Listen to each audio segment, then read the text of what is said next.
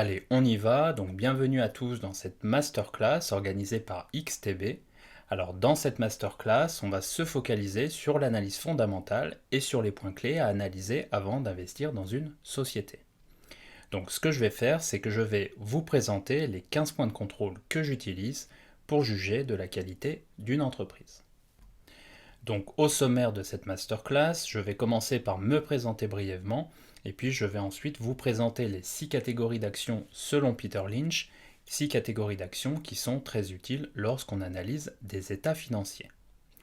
On regardera ensuite les 15 points de contrôle que j'utilise dans mes analyses fondamentales, ou plutôt dans mes analyses préliminaires, et puis nous passerons à un exemple concret dans lequel je vais vous présenter ces 15 points de contrôle un à un. Enfin, je procéderai à une rapide conclusion.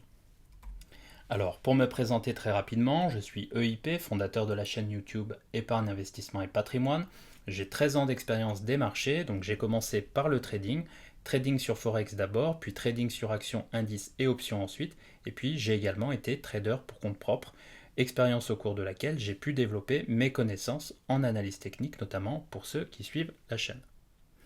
J'ai également été assistant gérant dans un hedge fund à Londres et puis j'ai récemment eu l'occasion de travailler pour un family office, donc des expériences très enrichissantes qui me permettent aujourd'hui d'avoir une vue relativement complète des marchés financiers. Alors j'utilise à titre personnel sur mes portefeuilles une approche dite bottom-up, c'est-à-dire que je ne me focalise que sur les entreprises et j'occulte totalement la macroéconomie. Comme vous pouvez le voir à l'écran, mon mentor principal est Peter Lynch, puis j'ai également d'autres mentors comme Warren Buffett, Charlie Munger ou Chuck Akre, donc qui est un investisseur américain. On va également retrouver d'autres investisseurs que je n'ai pas cités ici, comme Tom Gaynor par exemple, ou Monish Pabrai également. Alors j'enchaîne avec les 6 catégories d'actions selon Peter Lynch. Donc ce que je vais faire ici, c'est vous présenter les 6 catégories d'actions une à une pour vous donner les caractéristiques principales de ces 6 catégories. Ça permet, quand on est un investisseur de long terme, de mieux classer les actions et donc d'avoir une vue plus intéressante, plus facile, en tout cas de se rendre la vie plus facile lorsqu'on regarde, ou en tout cas qu'on analyse les états financiers d'une entreprise. Alors, vous le savez probablement, Peter Lynch est un grand gérant de fonds. Il a géré le fonds Magellan entre 1977 et 1990 avec une performance annuelle de 29,3%. Alors, ce que je vais faire, c'est donc présenter chacune de ces catégories. Et donc, on va commencer par la première catégorie, les entreprises à faible croissance que Peter Lynch appelle les slow growers.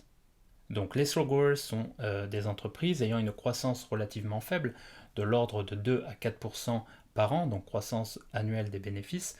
Ce sont des large cap matures, généralement des utilities, mais pas que, versant un dividende important, ce qui veut dire que pour ces entreprises, on va plutôt se focaliser sur la qualité du dividende en regardant en particulier le payout ratio et le cash dividend payout ratio. En ce qui concerne la seconde catégorie, donc les entreprises à moyenne croissance, que Peter Lynch appelle les stalwarts, ce sont donc des entreprises avec une croissance moyenne, croissance annuelle des bénéfices de l'ordre de 10 à 12%, et donc ce sont des large caps de très bonne qualité, généralement dans le secteur de la consommation de base, mais pas que l'on achète lorsque le titre est exceptionnellement sous-valorisé.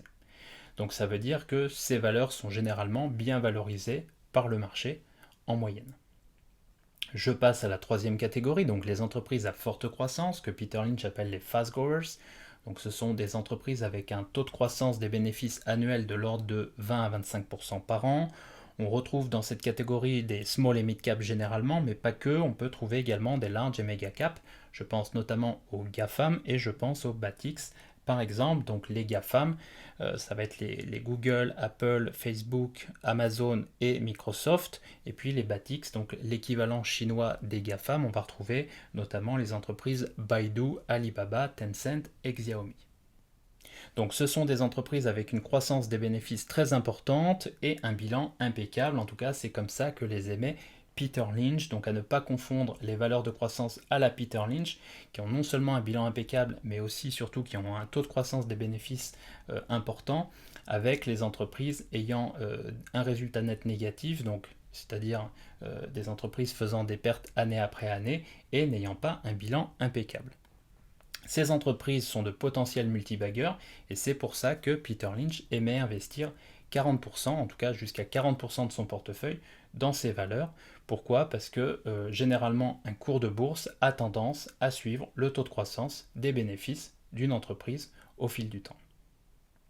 Je continue avec la catégorie numéro 4, donc les entreprises cycliques que Peter Lynch appelait les cyclicals. Donc les cyclicals sont des entreprises dont le chiffre d'affaires et les bénéfices varient en fonction du cycle économique, donc très sensibles à la conjoncture économique. Ce sont des entreprises qui sont notamment dans le secteur automobile, des compagnies aériennes ou bien des entreprises qui sont dans le secteur de la métallurgie par exemple. Sur ces entreprises, il n'est pas rare d'observer des baisses de 50% ou plus du cours de bourse, en tout cas en fin de cycle. Cependant, on trouve parmi ces entreprises des multibaggers, c'est-à-dire que ces entreprises vont s'effondrer de 50, 60, 80% en fin de cycle, et puis lorsqu'un nouveau cycle va redémarrer, lorsque la conjoncture va repartir, ce sont potentiellement des multibaggers, c'est-à-dire que leur cours de bourse va potentiellement être multiplié par 2, par 3, par 4, etc. Donc pour ces entreprises cycliques, le timing est primordial.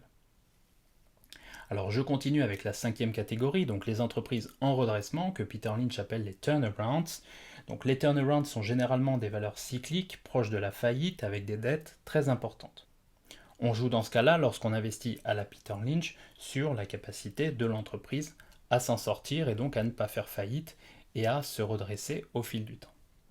Enfin, dans la 6e et dernière catégorie, on va retrouver les entreprises deep value, en tout cas que j'appelle deep value, et que Peter Lynch appelle les asset plays. Donc ces entreprises sont des entreprises value au sens de Benjamin Graham, c'est-à-dire qu'elles ont généralement un price to book très largement inférieur à 1. Alors ça, c'était pour les 6 catégories d'actions selon Peter Lynch. Alors pourquoi je vous présente ces 6 catégories d'actions? Tout simplement parce qu'elles sont très utiles lorsqu'on analyse les états financiers d'une entreprise. En effet, lorsqu'on analyse les états financiers d'une entreprise, il faut bien garder en tête que l'entreprise qu'on analyse appartient à l'une de ces 6 catégories et qu'on ne va pas retrouver forcément les mêmes ratios, en tout cas entre ces différentes catégories d'entreprises. Pour faire simple ici, pour les slow growers, on aura des taux de croissance des bénéfices de 2 à 4% par an. Pour les stalwarts, on aura des taux de croissance des bénéfices de 10 à 12% par an. Pour les fast growers, on aura ici des taux de croissance des bénéfices de 20 à 25% par an. Et on aura une entreprise avec un bilan impeccable et une entreprise rentable, ça veut dire qu'on aura un résultat net positif. Ça, c'était en tout cas les valeurs de croissance à la Peter Lynch, à ne pas confondre avec des valeurs de croissance beaucoup plus spéculatives, beaucoup plus jeunes de type start-up, qui ne sont pas encore rentables. Sur les valeurs cycliques, on va retrouver des ratios qui évoluent au cours du temps, soit on est en début de cycle ou en fin de cycle, et donc on va avoir des ratios de valorisation relativement faibles, et puis surtout on va avoir un cours de bourse qui s'est potentiellement écrasé, et puis on va retrouver des valeurs cycliques au zénith lorsque la conjoncture est extrêmement favorable.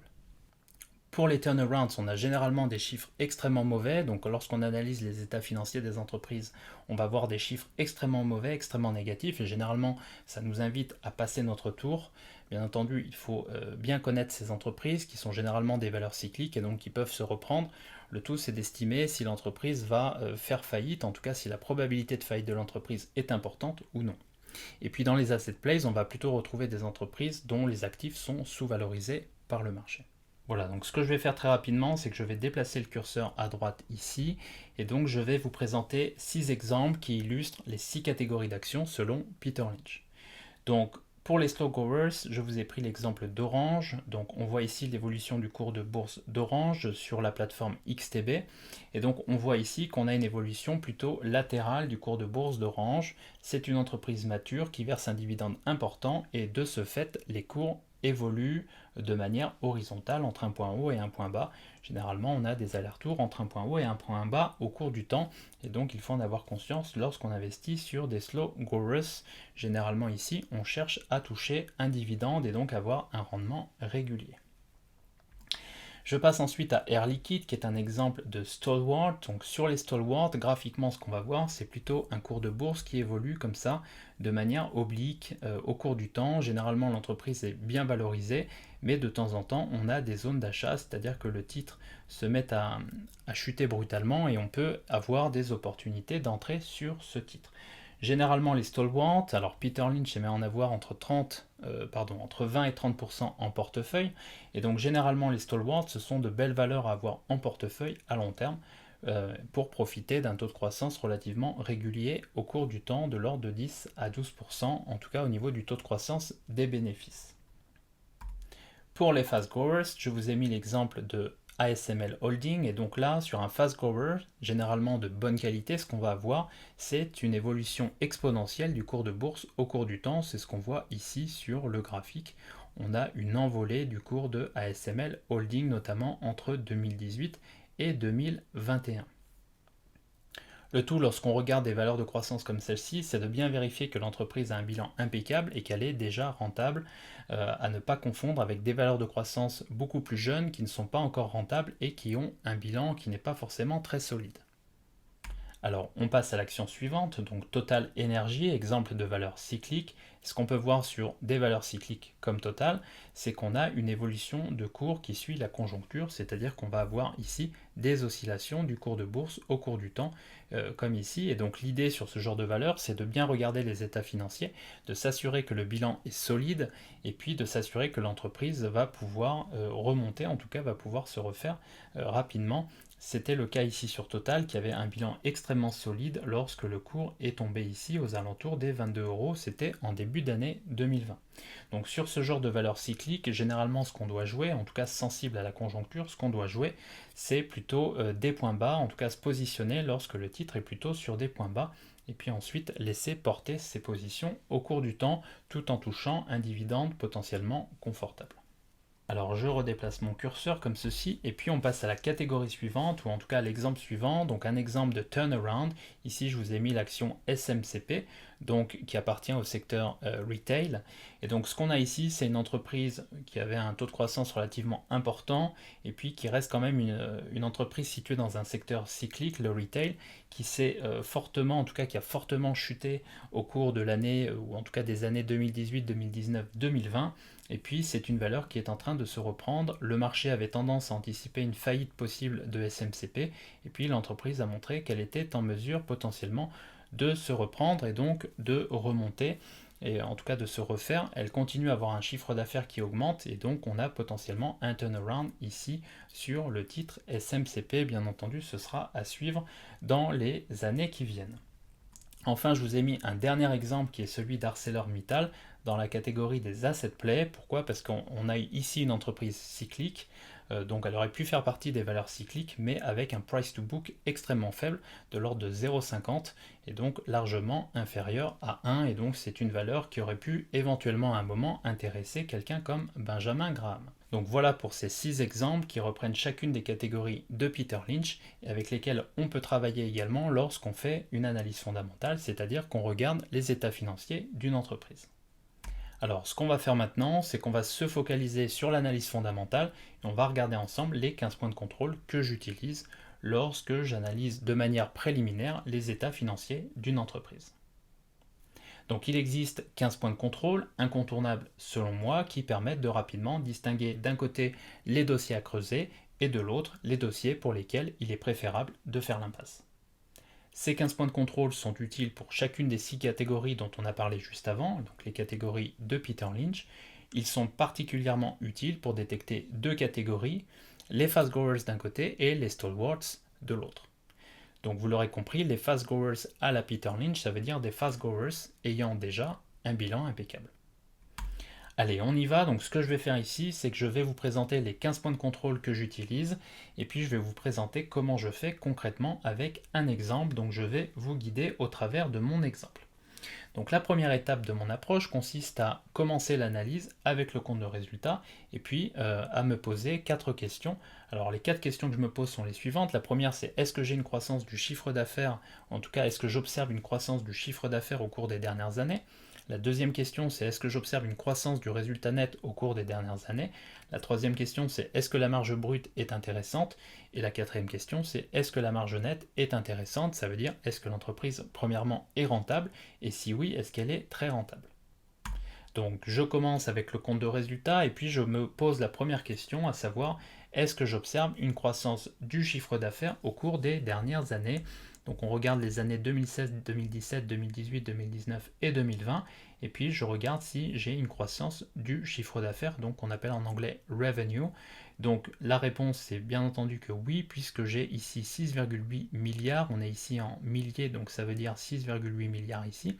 J'ai 8,9 milliards, puis 10,9 milliards, 11,8 milliards et 13,9 milliards ici, donc la réponse est oui. Première question, en tout cas premier point de contrôle, première réponse affirmative. Oui, j'ai une croissance du chiffre d'affaires ici sur cette entreprise. La deuxième question, est-ce que j'ai une croissance du résultat net au cours du temps? Donc généralement ce que j'observe c'est les 5 dernières années. La réponse ici est oui aussi, je peux le mettre ici. Pourquoi? Parce qu'on voit que le résultat net, donc net income en anglais, passe de 1,5 milliard à 2 milliards, puis 2,5 milliards, puis 2,5, quasiment 2,6 milliards, ça monte un tout petit peu ici, et puis 3,5 milliards ici. Donc à la question, est-ce que j'ai une croissance du résultat net? La réponse est oui, ça veut dire que j'ai une entreprise en croissance. Alors ce que je fais ensuite, c'est que je regarde la marge brute, et donc la question que je me pose, c'est est-ce que la marge brute de mon entreprise, en tout cas de l'entreprise que j'analyse, est supérieure à 40%? Alors pourquoi j'utilise ce seuil de 40%? Tout simplement parce que Warren Buffett utilise ce seuil pour déterminer si une entreprise a un avantage compétitif, durable, a priori. Et donc il utilise ce seuil, j'utilise de mon côté également ce seuil. Ça me permet de distinguer les entreprises ayant un avantage compétitif durable des entreprises n'ayant pas d'avantage compétitif durable. Alors ce qu'on peut voir ici, alors généralement je prends les 5 dernières années, donc je fais une moyenne sur ces 5 dernières années, je regarde la moyenne, on voit ici que bien entendu la moyenne est supérieure à 40%, et donc la réponse est oui, la marge brute est strictement supérieure à 40%, ce qui veut dire que l'entreprise que je suis en train d'analyser ici a potentiellement un avantage compétitif durable. Donc cet avantage compétitif durable a priori sera validé si et seulement si l'entreprise présente une marge nette strictement supérieur à 20% pour une entreprise américaine et strictement supérieur à 10% pour une entreprise européenne. Donc je descends ensuite au niveau de la marge nette, je regarde cette marge nette, je regarde encore les 5 dernières années et je calcule une moyenne, je vois que la marge nette moyenne est d'environ 24-25% ici. Et donc à la réponse, est-ce que la marge nette ici est strictement supérieure à 10%? Pour une entreprise européenne, je peux vous dire déjà qu'il s'agit d'une entreprise européenne qu'on est en train d'analyser. La réponse est oui, ma marge nette est strictement supérieure à 10%, ce qui veut dire que cette entreprise a un avantage compétitif durable, non seulement au niveau de la marge brute, mais c'est confirmé également au niveau de sa marge nette.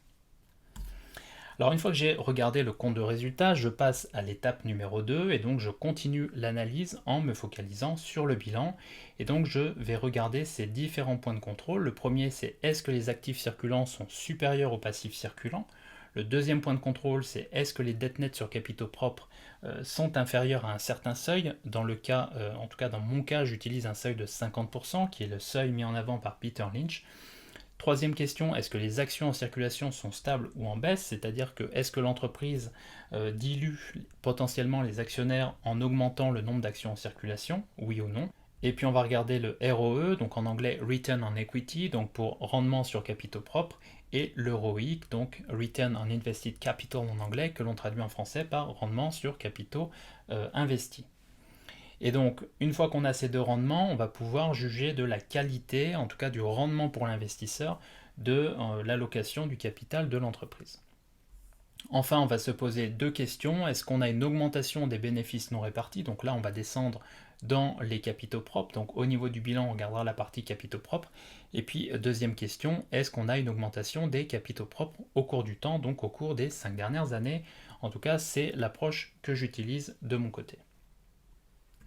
Donc on fait la même chose, on se place dans le bilan, donc ici je suis au niveau des actifs, je vais enlever la flèche ici, je suis au niveau des actifs et donc je regarde le cash, puisque ça va me servir après, je regarde surtout ici, première question, les actifs circulants, donc en anglais Total Current Assets, et je veux vérifier que ces actifs circulants sont bien supérieurs aux passifs circulants. Pourquoi? Parce qu'une entreprise qui a des actifs circulants supérieurs aux passifs circulants va pouvoir payer ses dettes court terme dans un horizon de 12 mois. Donc pour avoir une réponse, on va comparer le chiffre qui est ici, donc total des actifs circulants en 2020, 15 milliards 9, et on va le comparer aux passifs circulants. Je vous ai mis ici que c'était validé. Pourquoi? Parce que les passifs circulants ici sont de 6,6 milliards. Donc quand je compare les deux, on voit bien que les actifs circulants sont largement supérieurs aux passifs circulants ici. Ça veut dire que cette entreprise n'aura aucun problème pour repayer sa dette à court terme, en tout cas à horizon 12 mois. Ce que je vais faire ensuite, c'est que je vais me focaliser sur les dettes nettes sur capitaux propres et je souhaite avoir un ratio inférieur à 50%. C'était le ratio utilisé par Peter Lynch. Donc, pour calculer ce ratio dette nette sur capitaux propres, j'ai besoin de 3 informations. La première, c'est le montant total de la dette, donc de la dette totale plutôt, donc ici 13,4 milliards. Et puis je vais avoir besoin du montant de la trésorerie, donc total cash. On l'a vu juste avant ici, total cash égale 7,3 milliards. Et puis je vais avoir besoin ici des capitaux propres, donc du total des capitaux propres, ici 13,8 milliards. Donc je fais mon petit calcul ici, et donc j'ai dette totale égale 13,4 milliards ici, moins la trésorerie, on l'a vu juste avant, 7,3 milliards, le tout divisé par les capitaux propres, donc 13,8 milliards, c'est ce qu'on a ici, ce qui nous fait un ratio ici, en tout cas un résultat de 44%, ce qui veut dire que l'entreprise a bien un ratio dette nette sur capitaux propres strictement inférieur à 50%. Donc ça nous dit quoi? Tout simplement qu'il s'agit là encore d'une entreprise de très bonne qualité. Donc je continue dans mon exemple et je regarde le point de contrôle numéro 7, à savoir est-ce que les actions en circulation sont stables ou en baisse. Donc généralement je regarde les 5 dernières années, on voit ici qu'on a la période en cours, donc on va prendre la période en cours, et donc 1, 2, 3, 4, 5, je vais remonter ici à 2017, et je vais regarder les actions ici, donc on a ici 432 millions d'actions en circulation en 2017, on voit que ce chiffre est en diminution en 2018, puisqu'on passe à 426, puis 422, puis 419, puis 417. Donc à la question est-ce que les actions en circulation sont stables ou en baisse, la réponse est oui. Donc puisque la réponse est oui, ça veut dire que l'entreprise n'est pas en train de diluer les actionnaires existants, et donc a priori elle ne va pas diluer les futurs actionnaires non plus, et donc c'est une très bonne chose pour l'actionnaire. Je passe ensuite au point numéro 8, donc point numéro 8 qui est le ROE, donc Return on Equity, et donc on va s'assurer ici que le Return on Equity est strictement supérieur à 15% par an en moyenne, et donc je prends les 5 dernières années, donc 1, 2, 3, 4, 5, 1, 2, 3, 4, 5, donc voilà, on est ici. On est ici à 20% de Return on Equity, 23%, 21%, 26% et 38%, donc on a une moyenne largement supérieure à 15%. Certains investisseurs utilisent une moyenne supérieure à 20%, on peut éventuellement utiliser 15%, généralement on trouve des entreprises très intéressantes. Alors un point essentiel ici, c'est que généralement le return on equity historique nous indique quel rendement on peut éventuellement anticiper lorsqu'on investit dans une entreprise. Et donc c'est en tout cas c'est une donnée extrêmement importante lorsqu'on investit dans une entreprise. Alors, on valide ici, puisqu'on a un return on equity largement supérieur à 15%, et puis on se focalise ensuite sur le ROIC. Donc on va idéalement chercher des entreprises ayant un ROIC, donc un Return on Invested Capital, strictement supérieur à 8%. C'est le cas ici, puisqu'on voit ici, quand on regarde les 5 dernières années, qu'en moyenne, on est largement au-dessus de 16-17%, peut-être même un peu plus, avec ces chiffres qui sont extrêmement bons ici. Donc là aussi, on peut valider le ROIC de cette entreprise. On a affaire ici à une entreprise de très belle qualité. Alors la distinction entre le ROE et le ROIC, c'est tout simplement ici que le ROIC tient compte de la dette de l'entreprise, et donc bien entendu, on a un rendement sur capitaux investis qui inclut la dette, qui est plus faible que le rendement sur capitaux propres ici. C'est tout à fait logique. Et donc l'idée ici, c'est de se donner, en tout cas de se fixer un seuil à environ 8% pour ne pas se retrouver avec des entreprises qui allouent mal leurs capitaux, en tout cas leur capital. Alors je vais encore déplacer mon curseur ici, je me mets à droite ici pour qu'on voit mieux. Donc 10e point ici, on regarde l'augmentation des bénéfices non répartis, on veut savoir si on a une augmentation de ces bénéfices non répartis au cours du temps. Et donc on se place ici au niveau du bilan dans la partie capitaux propres, donc en anglais Stockholders Equity, et on regarde ici la partie Retained Earnings, donc en français bénéfices non répartis. Donc ce qu'on peut voir sur cette entreprise ou pour cette entreprise, c'est qu'effectivement on a la présence de bénéfices non répartis, c'est un très bon point, et puis surtout on voit une augmentation de ces bénéfices non répartis au cours du temps, puisqu'on passe de 6,2 milliards en 2016 à 7,3 milliards, puis 9,1 milliards, puis 9,5 milliards, puis 10,7 milliards en 2020. Et donc on a une très belle évolution des bénéfices non répartis ici. Alors c'est un point que Warren Buffett aime trouver lorsqu'il analyse des états financiers. Pourquoi? Parce que ça signifie que l'entreprise non seulement est rentable, mais qu'elle a été capable de mettre de côté une partie de ses profits. Et ça, c'est toujours un élément intéressant pour l'avenir, en tout cas dans une optique de long terme. Le dernier point ici qu'on regarde au niveau du bilan, donc c'est le point suivant, Total Stockholders Equity, donc les capitaux propres totaux. Et ce qu'on voit ici, c'est effectivement à la question est-ce qu'on a une augmentation des capitaux propres? La réponse est oui, puisqu'on voit que les capitaux propres passent de 9,8 milliards à 10,7 milliards, puis 11,6 milliards, 12,5 milliards et enfin 13,8 milliards. Donc a-t-on une augmentation des capitaux propres ici? La réponse est oui.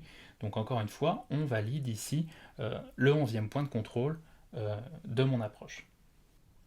Donc on enchaîne avec l'étape numéro 3. Dans cette étape numéro 3, je termine l'analyse avec le tableau des flux de trésorerie et je me pose deux questions. La première, c'est le free cash flow, que l'on appelle en français flux de trésorerie, est-il strictement supérieur à 0? Ça veut dire que est-ce que l'entreprise est capable de générer un flux de trésorerie positif? Et puis la deuxième question, c'est est-ce qu'on a une augmentation de ce free cash flow au cours du temps et donc dans les dernières années, si on regarde les 5 dernières années par exemple.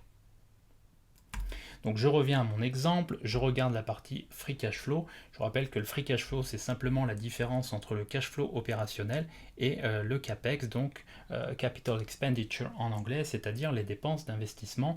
Et donc ce qu'on peut voir ici, c'est que non seulement on a un free cash flow qui est strictement supérieur à 0, mais également qu'on a une augmentation du free cash flow au cours du temps, puisqu'on passe ici en 2016 d'un free cash flow de 1,3 milliard à un free cash flow en 2020 de 3,6 milliards.